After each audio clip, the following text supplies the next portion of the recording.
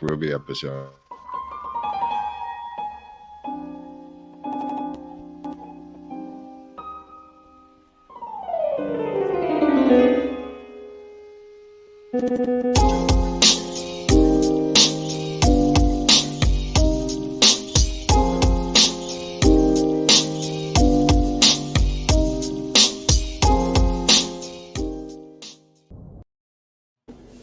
Wow, boy, that was a memory lane.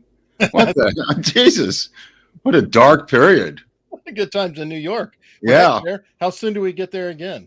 Well, that's why I thought we should do that, because it's the same thing as happening in LA and New York today. That's what reminded me of it.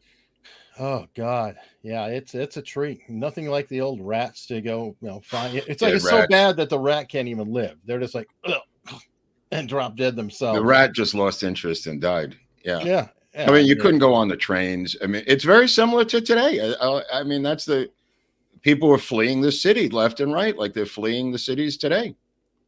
Wow, and that kind of brings us to an intro to the subject, right? That's the reason you fled the city.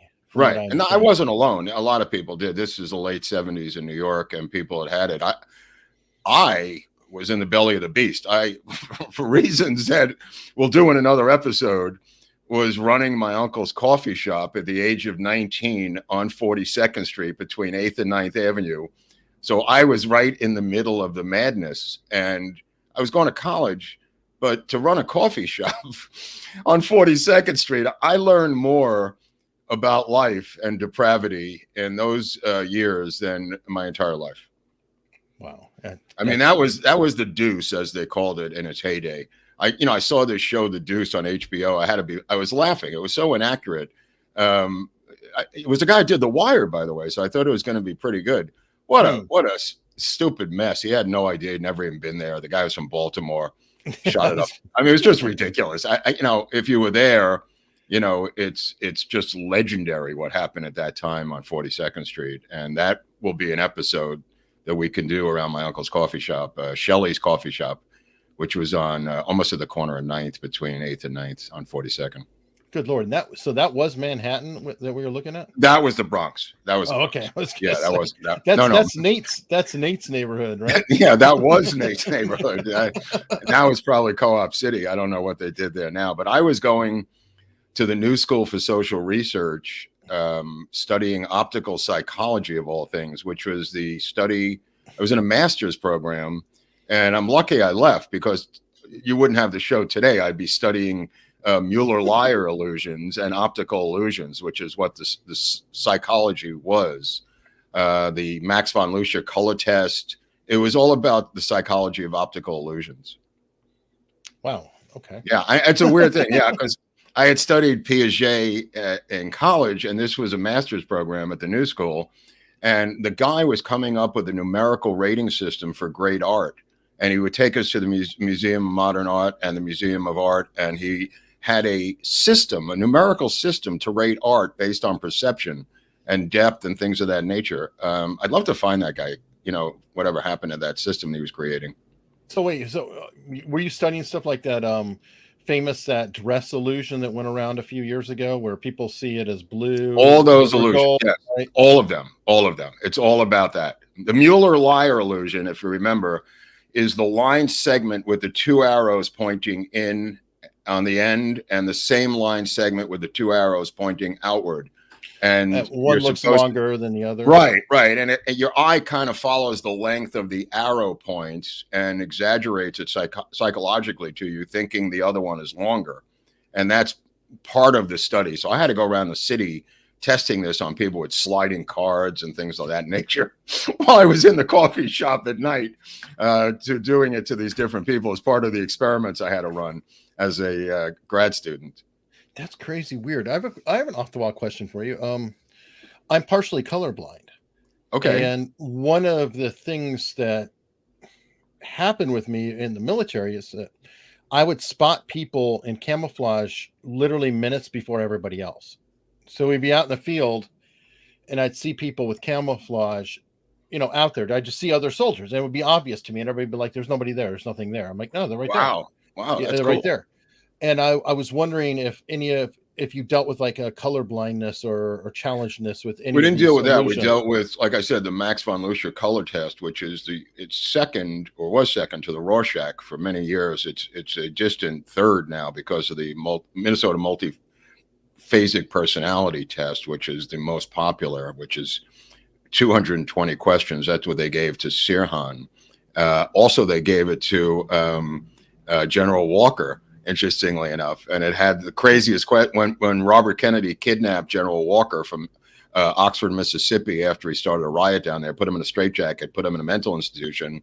Walker was given the Minnesota multiphasic personality test, and he just said, "This is nuts," because it says things like, how often do you eat your own feces? It's just got incredibly insane questions that allow them to discern your personality based on the score of the test. And Sirhan got the same test with all kinds of crazy, like Sirhan had, have you ever been controlled by someone else hypnotically? He refused to answer that one. He refused to answer two questions, if you remember from the episode.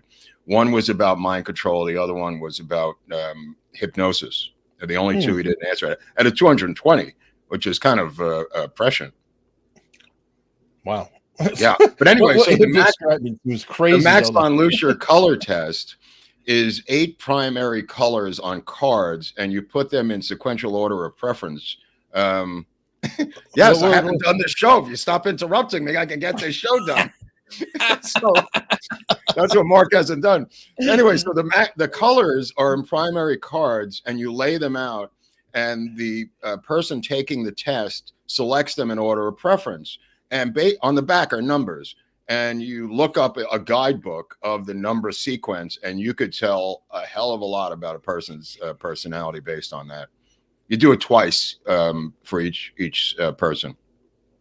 Wow, and you look in the guidebook, so it says +7, +7, -3, -6, plus, the numbers on the back of the cards. And at the end, you just have 1 or 2 cards left, and then you start over again. But the Lucia color test was huge before the Rorschach, and then the Rorschach was replaced by the other one, the MMPI. So how did you fare on the test?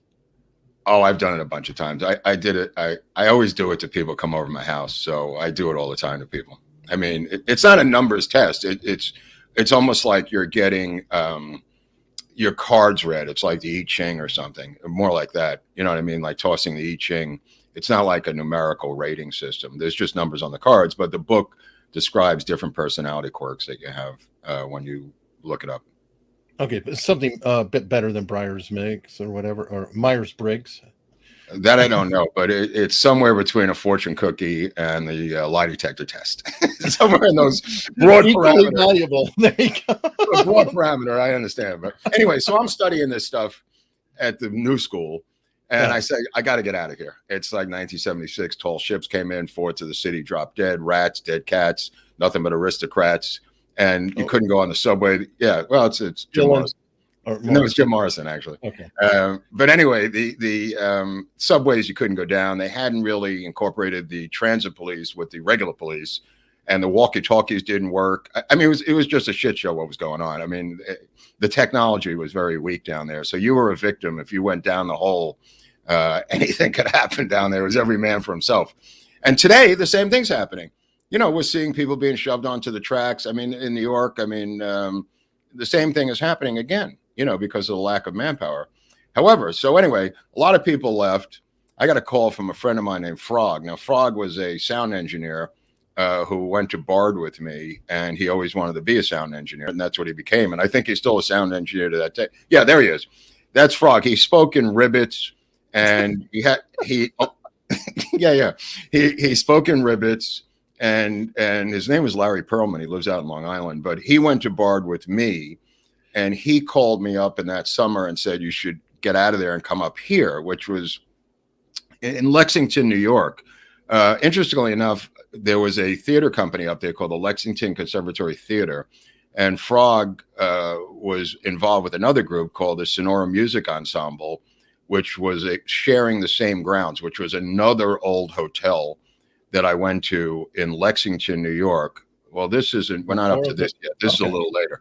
But The hotel that we went to also was an old hotel, had holes in the floor, same thing. And they had a theater company living there with a lot of people. It was a very professional summer stock theater company called the Lexington Conservatory Theater. But after the summer, they went back to where they came from, and we hung out together and looked for a place to continue as a nonprofit music and arts organization putting on summer music festivals, which were mostly electronic, mostly avant-garde, and were not really commercial music festivals, in the terms of, Woodstock or something. These were little tiny things up around Woodstock. In other words, we were in a county called Greene County. Now, Greene County is a county just north of Ulster County. Yeah, there's Frog. Okay, so when we get to this, you'll see that we built a studio for him, and that's the studio that he ends up with all his equipment, which is kind of cool. But we're looking for a hotel, and there's a lot of them up there, as I was explaining to you, from the 1920s and the 1880s. They had hotels. Yeah, this place was completely in ruins. This is another place nearby, but this was at the peak of its time. This is probably the 1930s. This thing was probably built in the 1870s, 1880s. Yeah, there's a whole mess of them up there. This is the Eastern Catskills, Eric, not to be confused with the Western Catskills, which is the Borscht Belt. Okay, this is the what's known as the Italian Alps section of the Catskills. And the Italian Alps, here's another one, right? This is in Haines Falls. This is the town. This was actually up the road from us, and not in that bad of shape, actually. We were thinking about this place. And this shot, I think it's like from 1890 or 1905.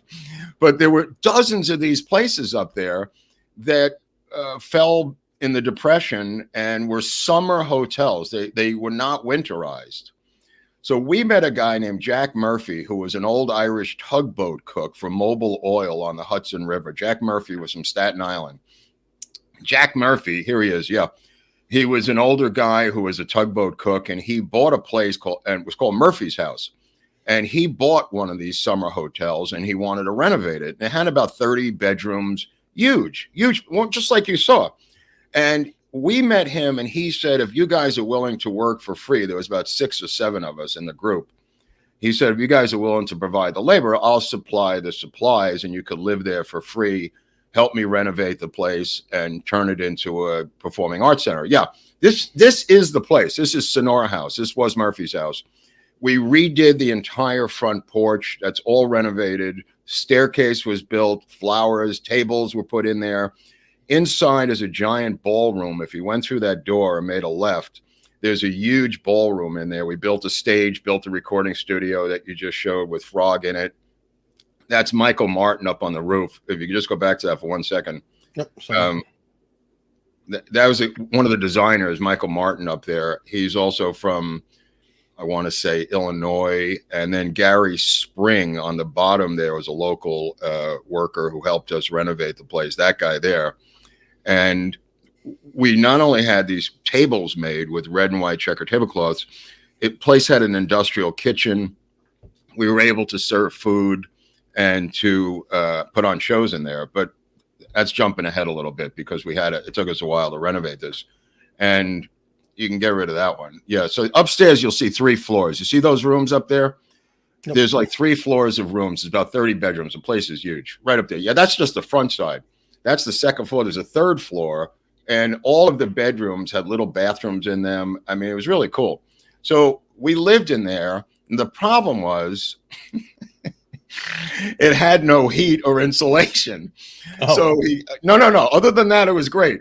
So we had to cold live there. in it. No. And this is Greene County. This is up in the mountains, and it gets down -20, -10, -5 during the winter, because it's up in the mountains, snowing and everything else.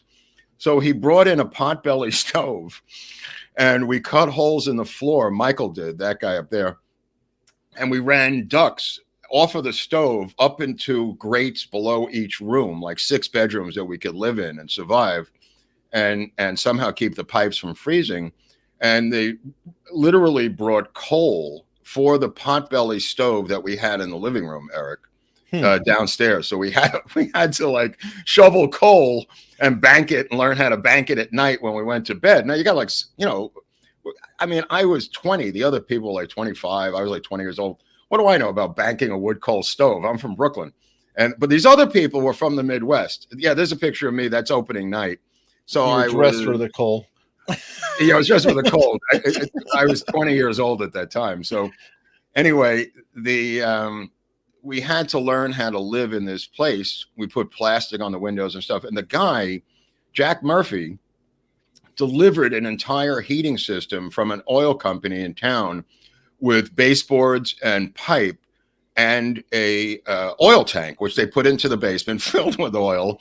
And we had to figure out how to install 3 floors of a water-based, oil-fed heating system with baseboards throughout the house. So, I mean, we're sweating pipes, we're sweating copper pipes, doing the whole thing. We have no idea what we're doing. He doesn't really know. And we finished the whole job of, I think it was 4 zones actually in the house. It's about 4 zones. And he's down in the basement. It was like being in the bottom of the Titanic or something. He starts turning the wheel to let the water pressure out. And there's like 500 leaks throughout the house of improperly sweated elbows and pipes. So it took us a while to get it going. But when we did get the heat going, it went right out the walls and right out the window anyway. So the heating bills were like $700 a week in oil. It was ridiculous. In the 70s? I mean, Jesus. Yeah, no, it was like insane just to keep the heat because there was no insulation. There was no insulation. We had plastic over the windows, blah, blah, blah. So we applied for this grant. This is where I'm going with this story. We applied for this grant as an arts group.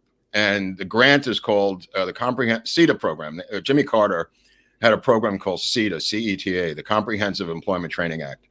And Margaret Wolfson, one of the women there, who was a poet and a dancer and a violinist, and Judith Martin, they had come from Indiana University, as does this other guy, Dennis. I don't know if you have photos of these people we could show, Judith and Margaret and Dennis, just to give you an idea of these people. They all, excuse me?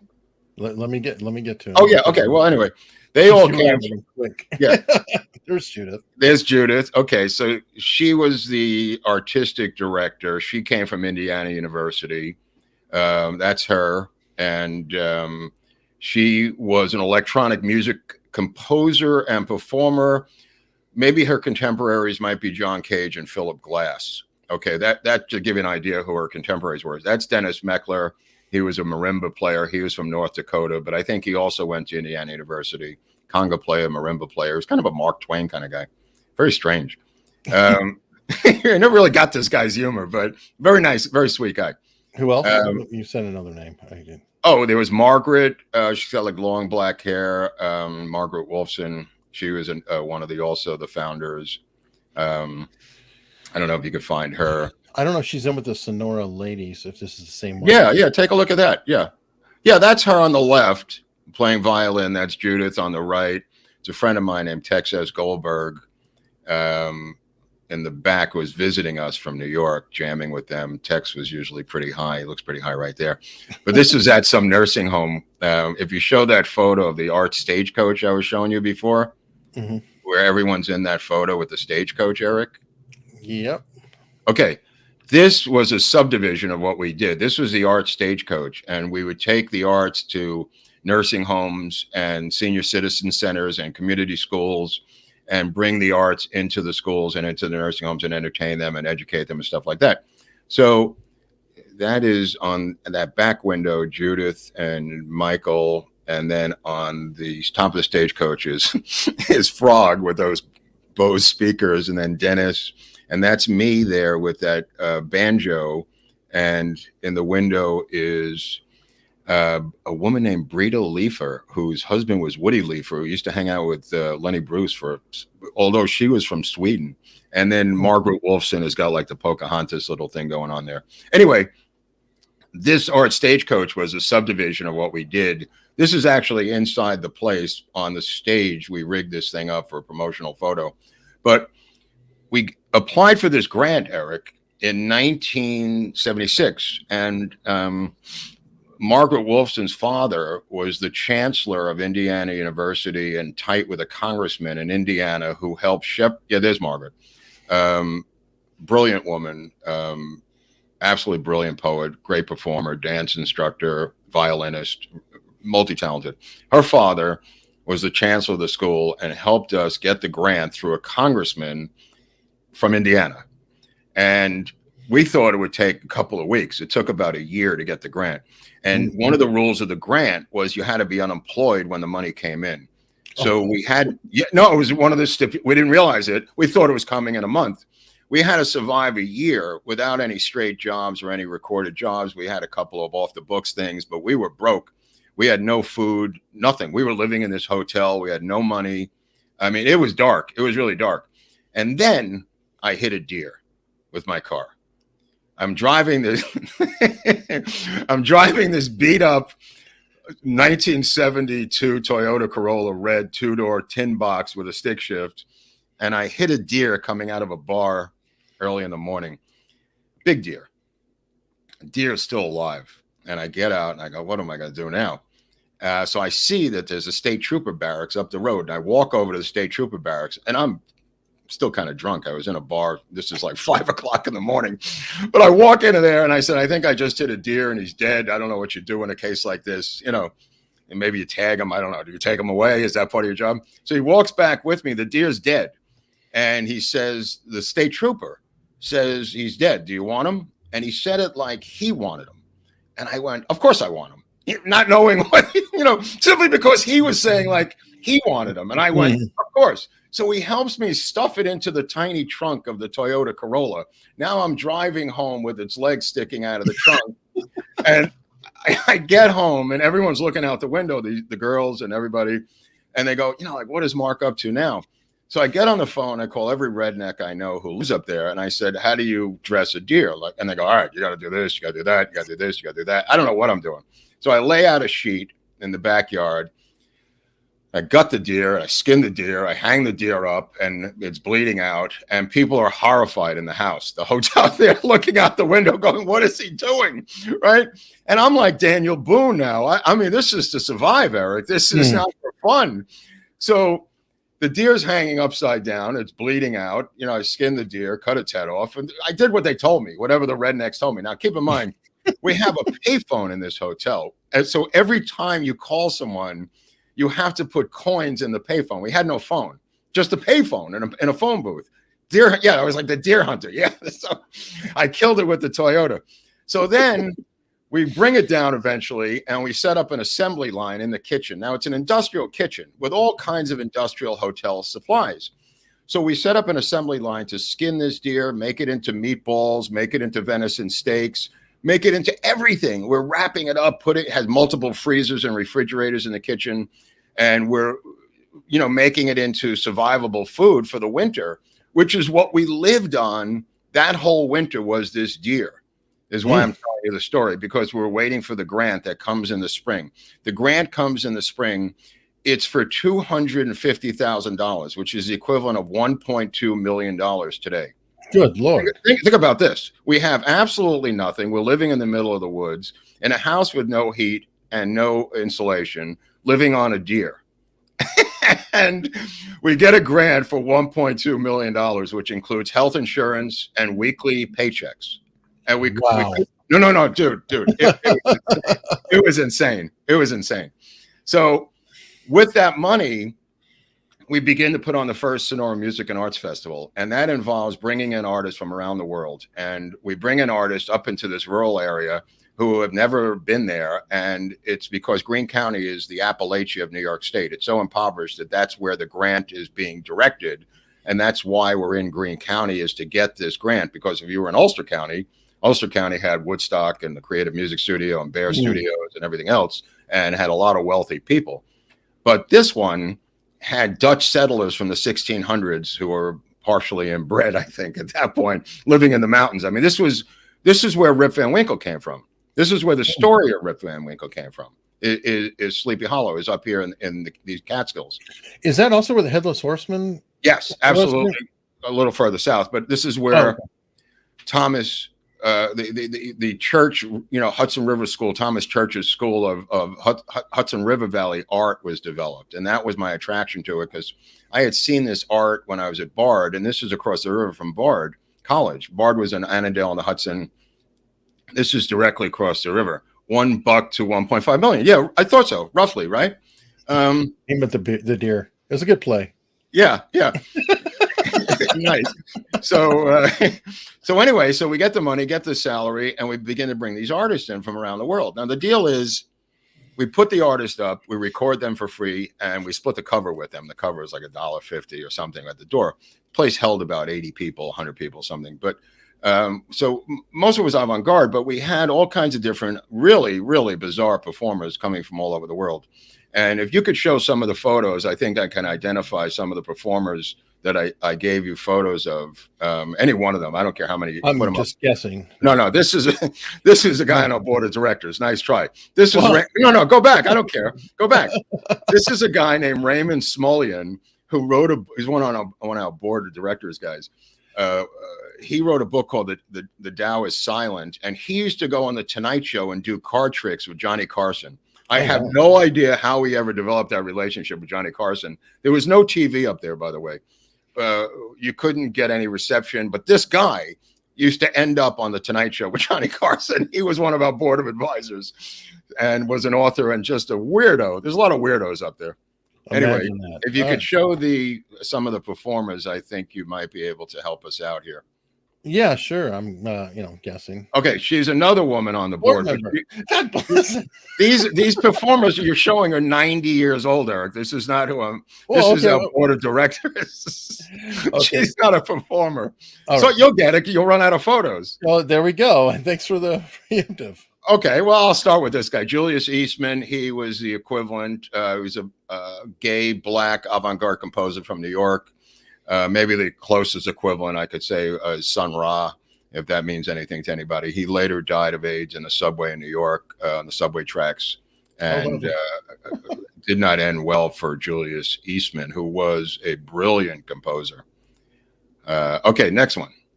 Okay, so let me see if I can get something happier. Well, geez. Sorry about that. Well, this is a whole band. I don't know if this is an actual. Okay, so this is a band called Easy Living. This is them in town, in Tannersville. We used to bring bands into town to promote the night show, Eric. So this was a swing band, a swing jazz band called Easy Living. Bill Averback on trumpet, I think, is out of Texas.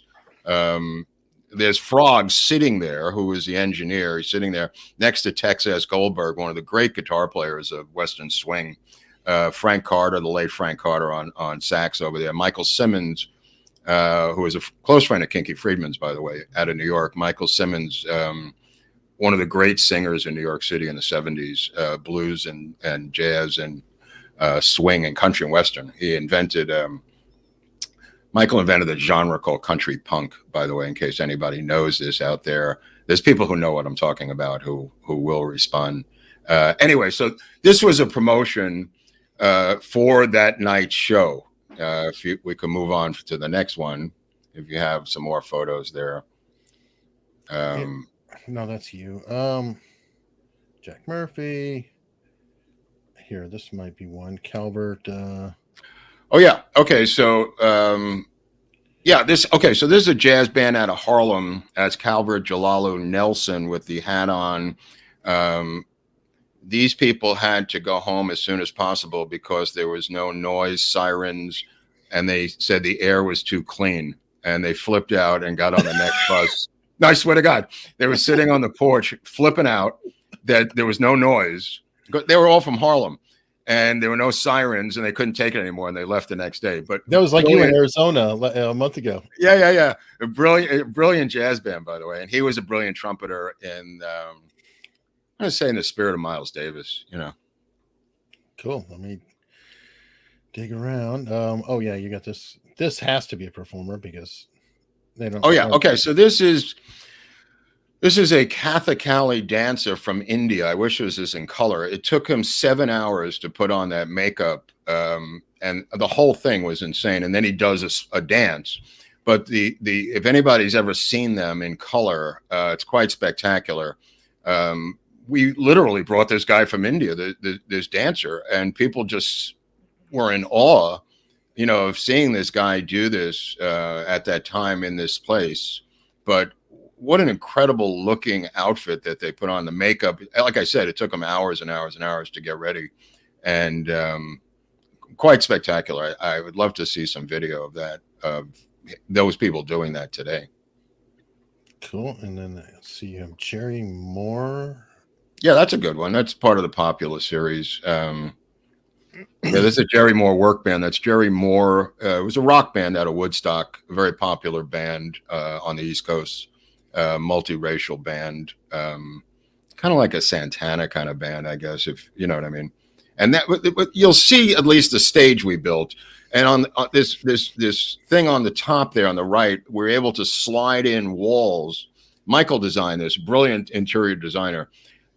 We put in false ceilings. We put in a stage. Those are monitors in the front. Probably, I think those are their monitors. But we were able to put these shows on in this ballroom that was part of the downstairs. Now, interestingly enough, I came downstairs I want to say it was 3 o'clock, 2 o'clock in the morning, right?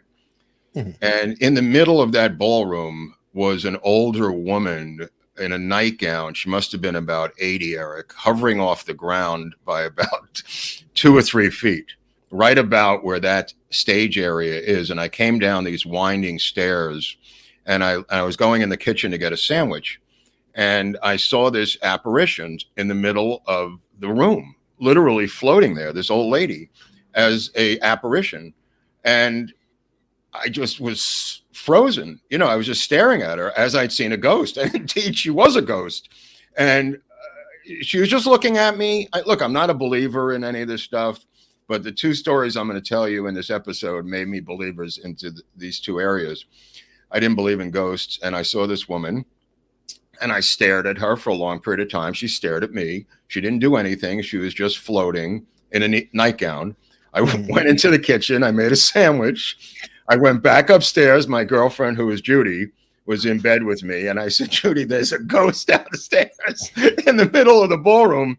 And Judy was into any kind of new age stuff on the planet. So she ran down the stairs to see the ghost. And then she stood there for a long time seeing the ghost. So the ghost hung out? The ghost hung out because I stayed in bed with the sandwich. She went downstairs. There's a ghost, Mark. This is really fascinating and scary, but I'm hungry. Right. So no. I wasn't going to go back down, but she went back down to check on the ghost, and she came back up completely astonished, going, "You're right." And I said, I don't know what the deal is. So I went to the town librarian the next morning. She was a librarian, but she was also the historian of Haines Falls. And I said, I think I saw this ghost. And she said, oh, that's probably old Mrs. Dunn. I go, what? She takes out these file clippings from the house, like in 1907. And she shows me that Mrs. Dunn hung herself in the attic when she found her husband having sex with her daughter in 1907. And she's been haunting this house ever since. And I went, okay, that's something, right?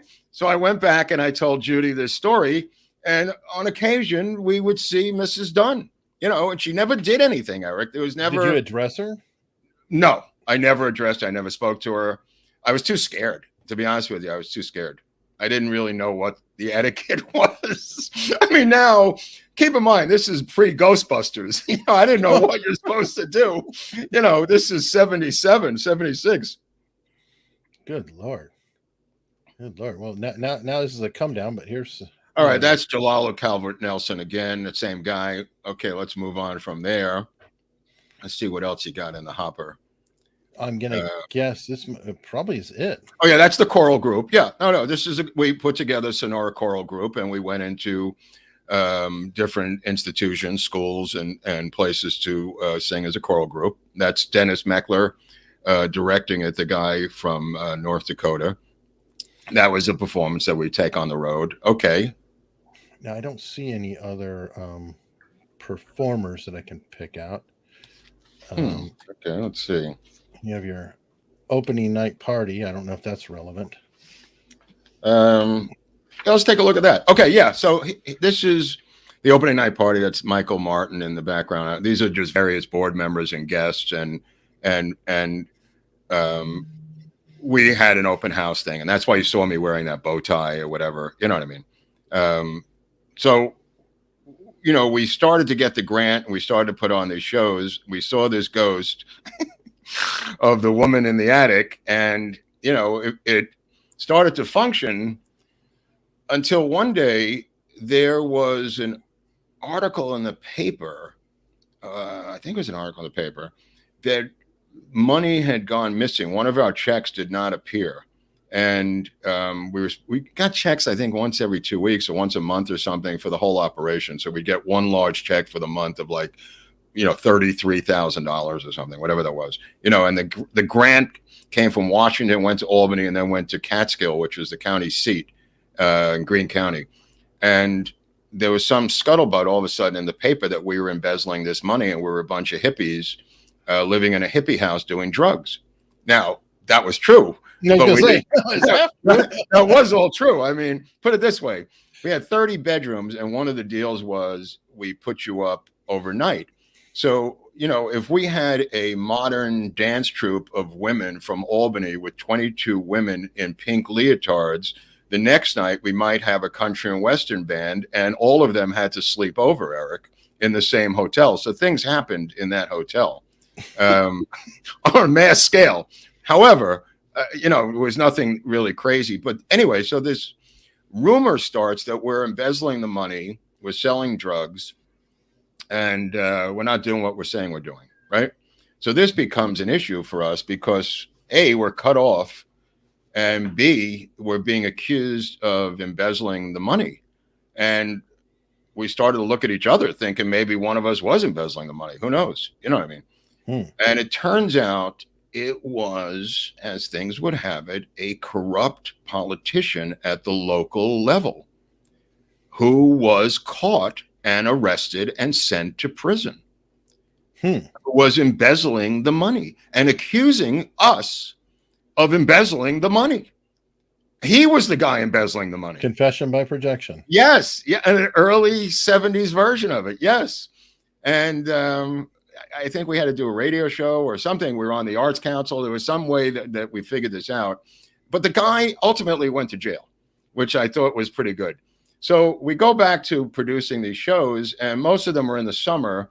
And then for the rest of the year, we would do these things where we took the arts into the schools. Like I was showing, we would go into these different school systems and bring the arts or nursing homes and things of that nature. This was a birthday party for that kid right there, who was Judy's kid named Adrian. I think this might have been his 5th birthday. And we ended up, he kind of became my stepson because Judy and I stayed together about 13 years. Oh, wow. And we moved to New York eventually, but I think we were up there until 1983 or 82. But anyway, the three of us, that's in Buffalo, New York. Now, you see those things in the background. Those are given to Judy by Robert Moog, who invented the Moog synthesizer. He would give them his early prototypes and she would test them out for him and perform with them. She also had that was a mini Moog and a Sonic 6. I can't really see them that clearly, but she had 3 different Moogs and a thing called that upright box is called a synkette. And that was designed by a guy named, the one in the middle is the synkette. And that was designed by a guy named Paul Ketoff. And that was a tube-based early synthesizer with a triple keyboard. There's one available in the world, and it's in the Smithsonian today. She had like one Tangerine Dream type of yeah, absolutely. This was early on. This is probably 75 up at University at Buffalo. But that box had all kinds of patch cords and stuff. You had to keep moving the patch cords. It had all kinds of different problems. But the point of the matter was, it was a triple keyboard fuse-based synthesizer, and she had one. There's one in the Smithsonian, and her friend, a woman who taught music at Indiana University Music School, her other friend had the other one. So there were 3 of them, and she could do amazing things with these different synthesizers. And she was one of the only people who actually composed music for synthesizer, which was a rare thing. I mean, she was obviously a trained pianist, but she composed music, electronic music for synthesizer. And yeah, but that's a big deal. I mean, that's precursors when you're talking into modern. I mentioned Tangerine Dream because I think that was concurrent, and then Kraftwerk came after that. I mean, that's all later. Yeah, I mean, this was Philip Glass area, John Cage area back in the avant-garde days of the 70s. Eno. I don't know if you know who those guys are, but it was a minimalist type. She wasn't a minimalist. They were minimalist. She was not a minimalist. Just to set the record straight for people who know what that music is.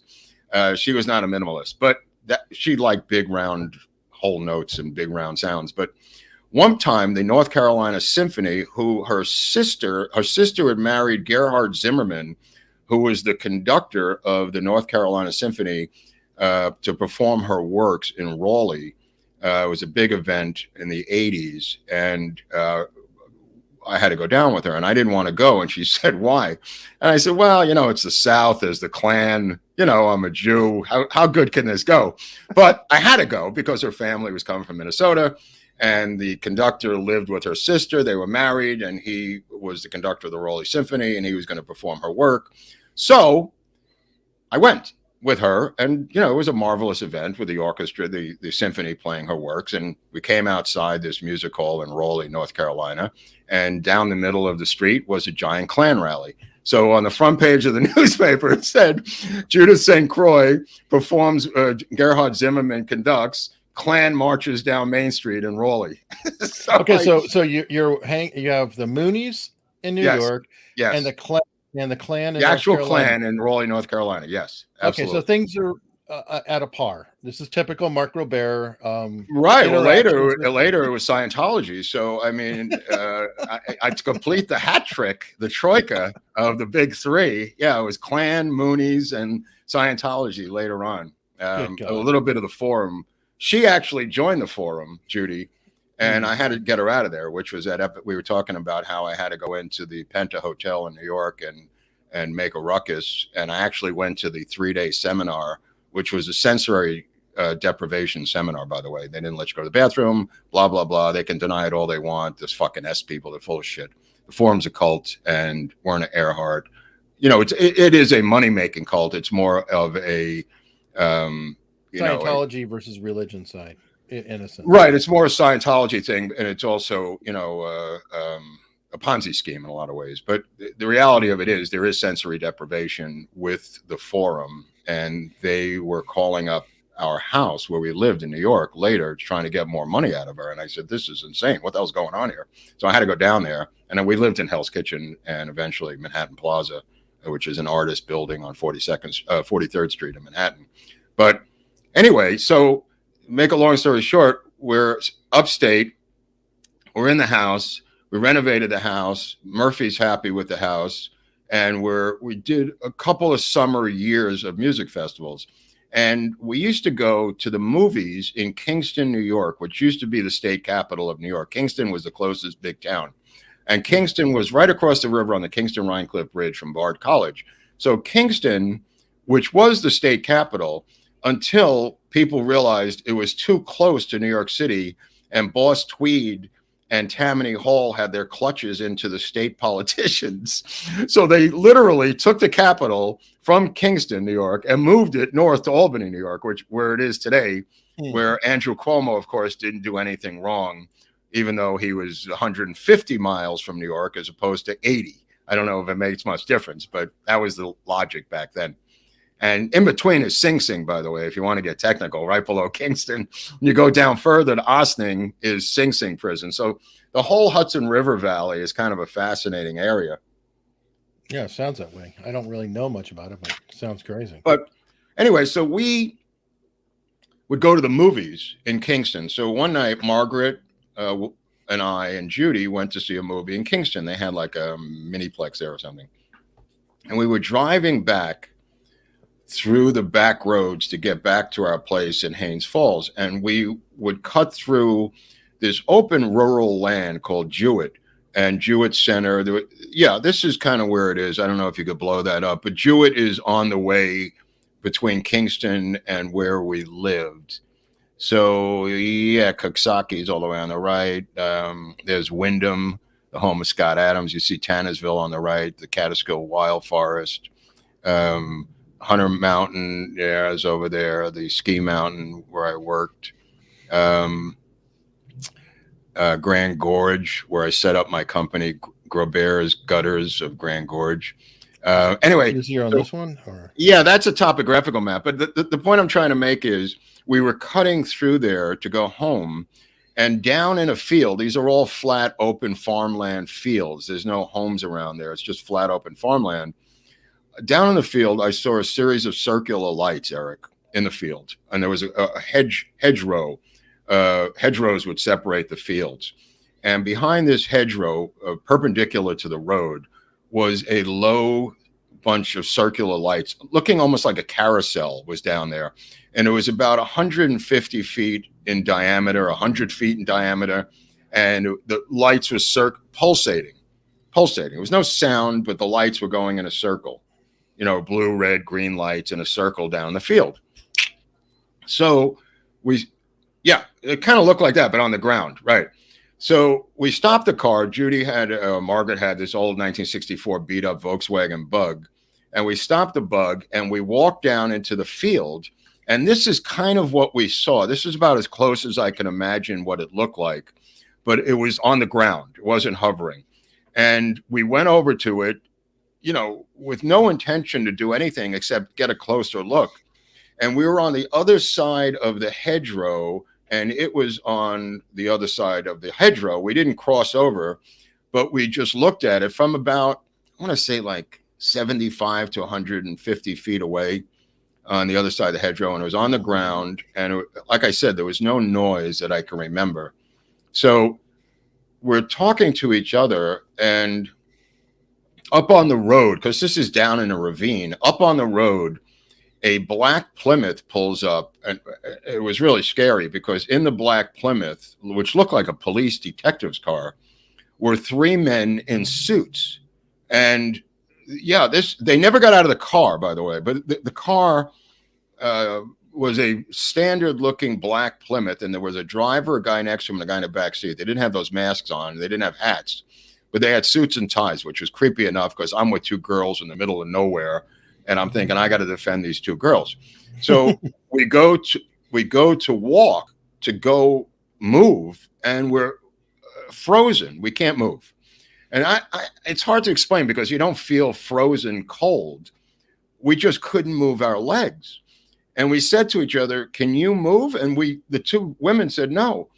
And I said, either can I. We couldn't move. It's the only way I can explain it. I didn't feel coldness or any feelings. We just couldn't move our legs. And these guys sat in the car. No pain, no discomfort. We just couldn't move. We could talk. We're talking among each other. We didn't freak out. You were calm, though? You felt calm? We were totally calm. Weird. We weren't high. We weren't drunk. We weren't on acid, not to mention times that we were. This was not one of them. We were totally composed. We'd just seen a movie in Kingston, and we were, you know, just talking among ourselves, but we couldn't move. And the guys in the car did not get out of the car. And finally, they drove away, is how this thing ended. And we were able to move our feet. And we began to walk up the ravine, up the hill, got into the car and drove home. And yeah, it was something like that. Right. Yeah. But it was much more beat up than that. It was white. I think it had a hole in the floorboard, and we had to push start it, but basically the same vehicle. Other than that, it was the same exact car. Yeah. It's identical. It was. Wow. So we drove home in that, and in the car, we were like dead silent. I mean, you talk about speechless. I mean, we were speechless. We didn't know what just happened. There was no Men in Black movie. We didn't know anything about this. So cut to, I want to say 7 or 8 years later, it's 1985, and I'm at National Lampoon in New York.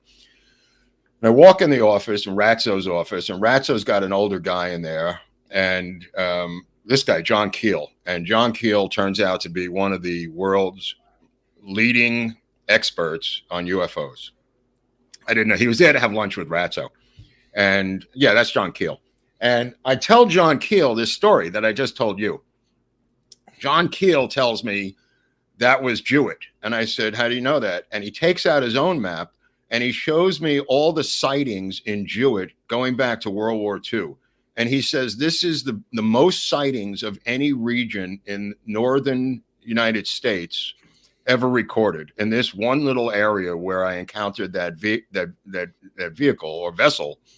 He shows me his map with hundreds and hundreds of sightings since 1945, right there, right in that one little spot. And I think it's the field to the left, that open field on the left, that carve out. Yeah, I think that's exactly where it was. So he shows me this, and I go, you got to be kidding me. And I don't know who he is. So Ratso says this is John Keel, and he's one of the leading UFOologists. Later, Skylar, another girlfriend, will hook up with him, but that's another story for another episode. But Keel also wrote the book, The Mothman Prophecies, which turned out to be the movie with Richard Gere about the Mothman. And the Mothman was a creature, a winged creature that operated around West Virginia, Eric, and may or may not have been linked to the bridge collapsing in 1967 in I think it was called the Silver Bridge in Point Pleasant, a few miles from Morgantown. And this bridge, there were sightings that morning of the Mothman around Point Pleasant, and people were freaking out, because the Mothman had big red eyes and wings and was like 22 feet in diameter. I mean, there's so many sightings of the Mothman down there that you have to take it somewhat seriously. But anyway, make a long story short, the Mothman is sighted that week and that day and the night before, hovering around the Silver Bridge.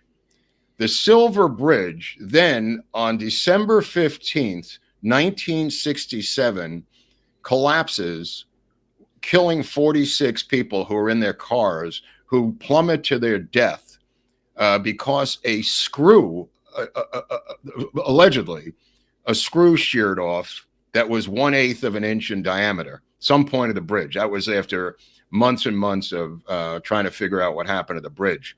So the sightings of the Mothman and the collapse of the bridge have always been linked together in American folklore. And I am going to go down there in a couple of weeks to try to research the Mothman for a future episode of America's Untold Stories, because there's just too many sightings, too many bridge collapses. There was a bridge collapse today in Pittsburgh, as we discussed earlier today.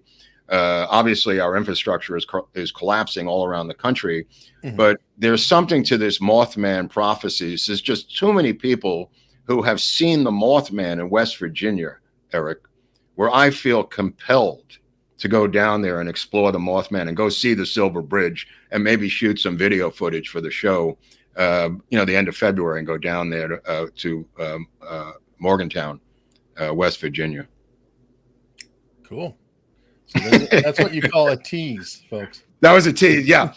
There's a lot to the Mothman prophecies, and we're trying to get a TV show going again, a series on it, a fictional, weekly series that was fictional. I guess there's a Mothman museum. That's right. He's right. There's a Mothman museum down there. I'm going to go see that. There's a Mothman festival. It's a big deal down there. It's a big deal. So I'm going to go down and look into all this stuff and report back to America's Untold Stories about Correspondent Mark. What's that? Correspondent Mark. I'm going to be a correspondent again briefly to explore the Mothman storyline. All right. Well, I think, what do we have? Like 3 episodes put into one here? Yeah, we did. Yeah, we did. Well, we got set sideways by Baldwin, but I tried to put all this together because it's the same period of time, roughly, and these stories do overlap somewhat. The coffee house thing the coffee shop thing in New York has to be a separate episode because stuff went on in there that was just completely insane. But this is this plus we got the other 3 LBJ episodes coming up. Yeah, we have those coming up now. Okay, Baldwin. Oh yeah, Just set you can expectations. You can address that. If we do not have something really interesting ready to go, we're just not going to do one. And I know that's kind of annoying. And What? I sucks. need Baldwin every day, Eric. Wow, wow, wow. I hate him. I hate him so much. I want to see an episode every day. Yeah, well, sadly, no.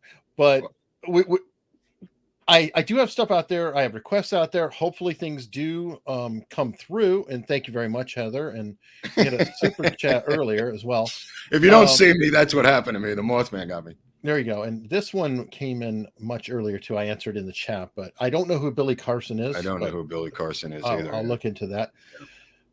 We absolutely will do it if we have something. There's not that much going on. Yes, they responded to the lawsuit. Okay. Yes, there was a stalker case about him in 2013, which is years ago. Doesn't seem like stop the presses. He got a girl pregnant in high school too once. Allegedly, or allegedly, sure, yeah. Possibly. I don't really know. So hopefully things will come in. If they do, great. We'll stop presses, do a Baldwin, just like we even did a Baldwin on a Tuesday. But if we don't have that, the show is America's Untold Stories and not the Baldwin Hour. That's right. And really, this is the primary focus. These LBJ stories are cracker. I mean, Sirhan. We've got Lee Harvey Oswald coming up. We got LBJ in the Kennedy assassination on Tuesday, right? And the Lincoln assassination. Oh, the Lincoln assassination, yeah. There's conspiracy there coming for President's Day because we want to be patriotic. I mean, there's so many different things. And then obviously... Don't forget the toga party, Eric. A toga party. And yes, Baldwin is the Mothman. Could be.